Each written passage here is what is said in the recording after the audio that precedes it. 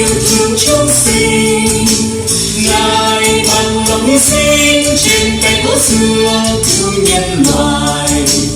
Chúa hoài thiên sống lại tin mừng hôm nay cho bạn và tôi. Đón nhìn vô sống đời thân bằng bình an đến cho người.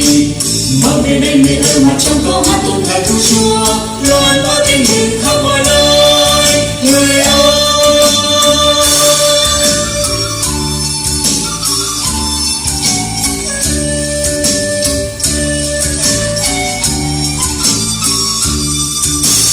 trong trời ngàn sao sáng lung linh đón chào tin vui mừng.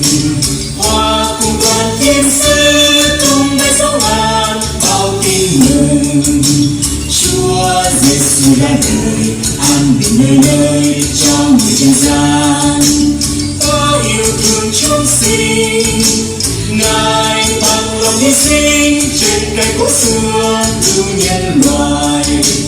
Chúa hoài thiên sống lại tin mừng hôm nay cho